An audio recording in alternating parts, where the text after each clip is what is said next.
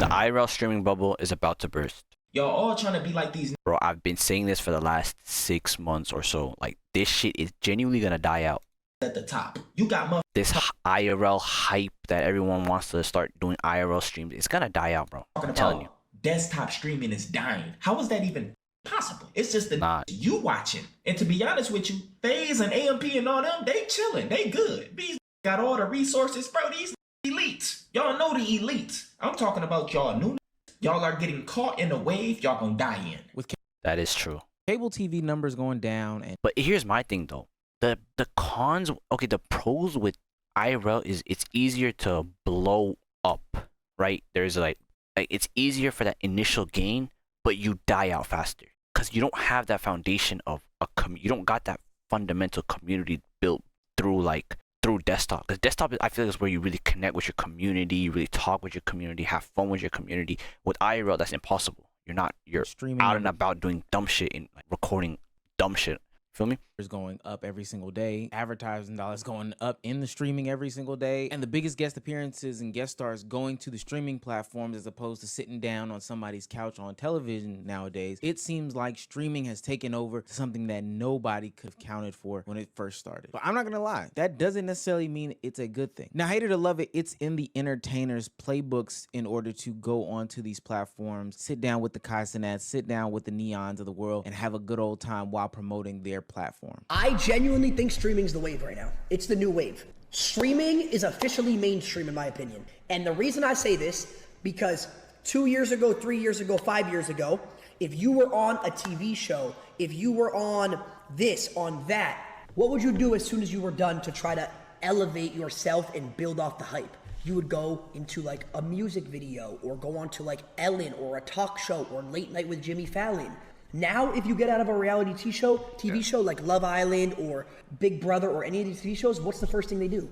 They're going off streams. Streaming has genuinely made its way mainstream. And that's so ass to me, though. Rappers are trying to get on streams. Athletes are getting on streams. The reason all these artists and actors and people from TV shows are going on streams, like, it's genuinely killing the game. It's all thanks to Aiden, Kai, Lacey, and T. Those 4 streamers right there are the reason streaming is mainstream and is the reason people really threw himself in there are going on to streams. Now, there are a plethora of reasons as to why people are gravitating towards streaming and it being the new mainstream thing to do. For some way, shape, form, or fashion, streaming watchers are watching content longer than ever. They're watching the streams for 1.5 hours on average, which I thought we were supposed to be a short attention span, society nowadays. But for some reason, these folks are tapped into these streams. From an entertainer's perspective, it makes sense why they would go and gravitate towards streaming because all these fields aren't producing as much money as streaming outside of like the sports and stuff like that. But the ones like rappers that people thought made a lot of money back in the day just aren't making as much money as streamers are. Oh, they're not making as much as okay. A lot of these I thought you were saying like Twitch itself is making more than some of these actual television channels. Blow that money, they don't know how to invest money. You feel what I'm saying? I invest that money, go grab properties, go do this, go do that, but I still ain't signed yet. So me and my team, them boys just grab all my money. I get my publishing, I get my BMI, I get my YouTube check, I get everything. But I thought this was a common knowledge. Like, rappers don't make shit, bro. Like, these niggas be flaunting loan money, like literally loan money. Right. This is just their advance. Like, this is money they gotta pay back. Like, they get paid by the label. They go buy chains and whatever. All that money that they bought them chains with, they have to pay it back. Right, and then but just go broke. Signing, so you understand, they get $1 million, they ain't get another $1 million for 3 or 4 years. You know what I'm saying? Like, it's really slavery on some real shit. Like, it's a fucked up thing. Lil Shimmy broke it down so eloquently as to how rappers are signing what he dubs as slave deals in order to make a lot of money. He sees $1 million one time. He doesn't see it for the next 3 years. While Agent 00 at Streamer University is reporting that he makes $321,000+ a month off Twitch. People like Azam Gold, they're making $300,000 on Kick and simultaneously making $32,000 a month on Twitch. Yo, Asmin would be making $500,000, but he just doesn't have ads and he's not partnered.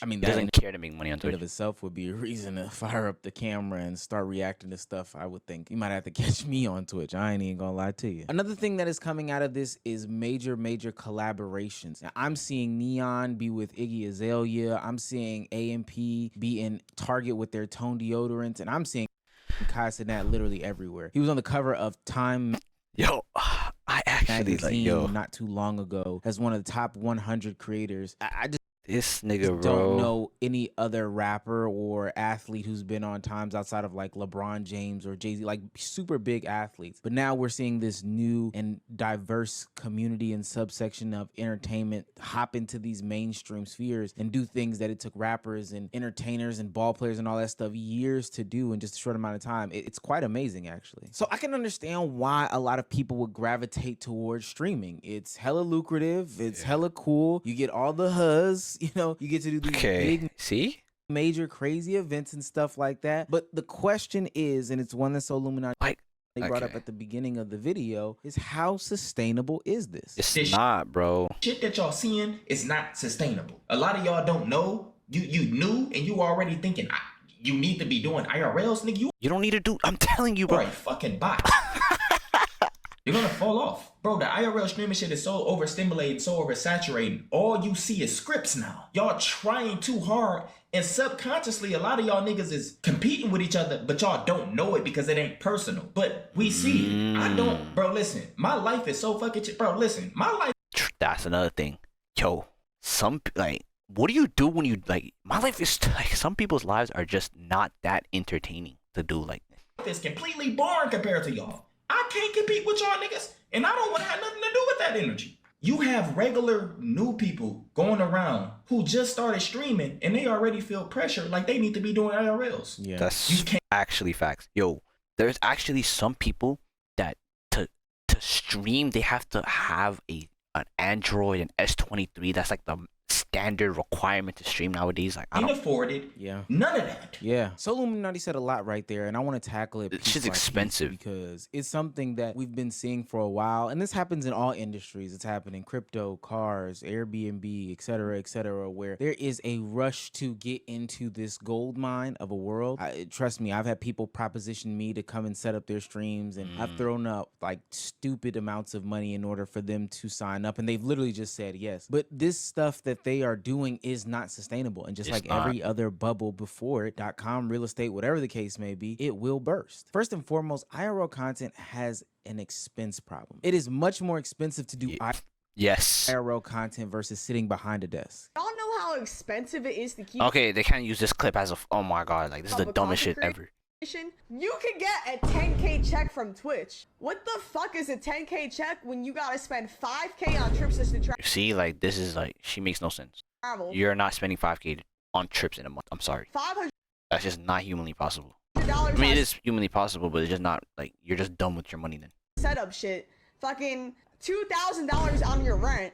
Fucking $200 on you going Wi-Fi. to Japan $200 on back and IRL forth toolkit. twice? You gotta pay the clippers, pay a YouTube editor. Chat, I don't think y'all realizing. She's so retarded. Negative doing this shit, okay? Now, most people don't know this. Who am I kidding? A lot of people know this. I used to do some production work for AMP and hang out with classic the guys and stuff like that. And I remember talking to Agent 00 one time about the reason about going to Twitch and streaming as a medium for the content as opposed to making long form videos. And he broke it down pretty simple to me. He said, Omar, we could spend hours of a day or an entire day planning a video, and then we could spend an entire day shooting a video, traveling to the site, getting the content, etc., etc. Then we could give the footage to an editor to spend another day doing the video, editing it up, making sure it looks good, etc., etc., just to upload it for it to flop. In totality, if we factor in time and then if we factor in expenses, it becomes something that doesn't seem like it's a good trade-off because ultimately it could flop in the algorithm. With that being said, the counter to that is sitting at a desk, you know, streaming for 3 to 18 hours and getting off as many clips as possible. I don't think people realize how many 8-minute clips can go into a 60-minute recording session, let alone doubling and tripling and quadrupling that. But now we're getting to the point where content creation from a streaming perspective has to come with some sort of expense. People are going out.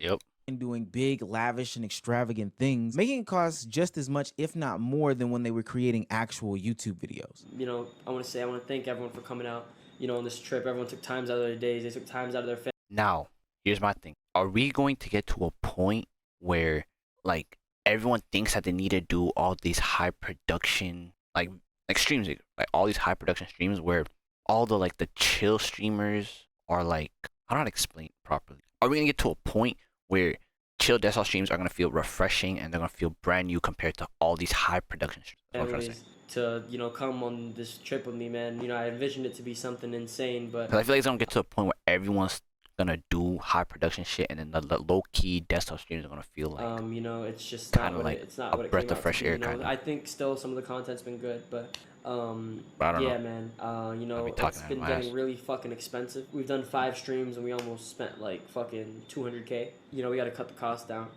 You know, and I just feel like there's too many people. I know that there's operational costs in a business, but at the end of the day, that is mad excessive. It's just way too much. But the sad part about it is that is the price to being these streamers when you do IRL content specifically. And this is also related to the money spending aspect where everybody feels like they have to one up each other. But this one is from a pure emotional standpoint. Streamers feel like now they have to be online more than ever. They have to And then there's, oh God, give more content now more than ever. And ultimately they have to fall in line with these tropes or there's a 30K backpack that niggas be buying and shit. these Oh my God. lifestyles or whatever the case may be now more than ever. And it's impacting 2 communities specifically, the chopped community and the woman community.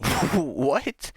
With these tropes or communities specifically. I just get slandered so much, and I really don't be doing nothing. Like, I literally don't be doing nothing. It's just always something. When it comes to my name, it's just always something. Like, it's so rare that I see positive stuff about me. And I literally don't do nothing. Like, nothing could get worse than that. So it's just like, all the hate and everything, like, nothing affects me no more. Like, it's like I have no feelings no more. All right, y'all, I'm finna just end for a little bit. Ohio. Oh my God, Davo. Did you just no? Get up, get close. Now, if you're new to this channel, then you probably don't know my stance on this, but I am a proponent of you being able to control your community, you being able to cultivate the environment that you are streaming and creating content in, et cetera, et cetera. Well, it seems that inherently speaking, this streaming all the time IRL content world that we're, you know, stepping into is letting things go left, right, and sideways. Kaya, Dabo, and many other women and chopped people on Yo, why is that like a subcategory of humans? the internet who are getting into streaming are falling victims to tropes that ultimately can be probably summed up as humiliation rituals. That is, I don't, have I, who's like the more recent streamer that has done a humiliation ritual? Now, all of I don't them know. are laced in things like misogyny and colorism, et cetera, et cetera. But I think ultimately, Dabo's the only these one, like, people have I can to think of fall in in line recent- and play into these tropes because that's what gets you pushed recent out times. to the masses. That's what continues to further the clips. That's what continues to happen. So now you have Dabo willingly, you know, calling himself chopped, calling himself Yeah, ugly. Dabo plays into it willing bad, to bro. let- He had like, he dropped merch saying like he's chopped. A woman put hands on him continuously in order to get clicks and content off. You have Kaya consistently and constantly being sexualized on camera and people calling her out left, right, and sideways, names, all that other stuff like that. And then when you don't fall in line with the tropes, you end up like a Wendy Ortiz or Silky's ex, where now that community is Silky's what? with the tropes, you end up like a Wendy Ortiz or Silky's ex.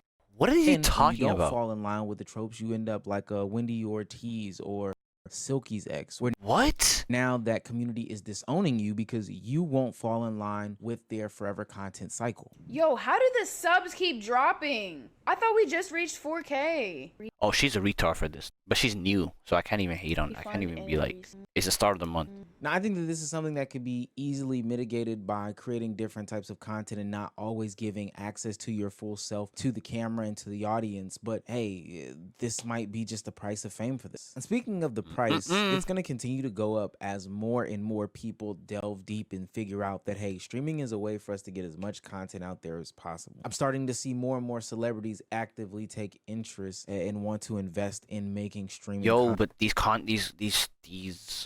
celebrities are not gonna make it far, bro. I'm being so dead ass. Unless they're doing IRL content, they're not making it far. Talking about the If IRL content dies and like the meta switches, all of this is gone. I'm being like, no celebrity is gonna be on Twitch. None of these people have personalities, bro. They're not gonna be sitting on their desk Like, what are they gonna do on a desktop stream when they have no personality? They're not funny. They're not nothing. Like, what? Nicki Minaj. If it's IRL, it makes sense because like they can show them their lifestyle. It's like a vlog, a live stream vlog of how a celebrity, like a day in the life with a celebrity, but live. The India loves of the world that are now hopping into streaming with an already built platform, backing from everything else, and starting to really put pressure on the game because they have access, connections, and resources that a lot of these oh my god, younger streamers just don't have. Look who he just lit. We're talking about the Nicki Minaj of the world, the Kyrie Irvings of the world, the India love. This is from DDG. This is DDG's doing. That are now hopping into streaming with an already built platform. I feel like your fan base, your community, they you know, I know how active you are and stuff like on Twitter. Like you can kind of do it on your own time. You know what I mean? Of course, I got you, Nikki. It's a pleasure to connect and talk. Bye, Nikki. Hey, India's chat. Hey. You know, I'm glad you're finally streaming. I know. Because back then we talked about it. Well, I don't know why you're thanking me. We talked about it, and now you're doing it. Well, W India in the fucking chat. I thank you because you helped me get here. No, I didn't. Yes, you did. How? You made a few calls and then helped me, like, you know, well, I always knew you had it in you. Oh, almost won. Of course. Okay. What do you want? Kyrie's actually a good streamer, though. I can't even lie. What do you want?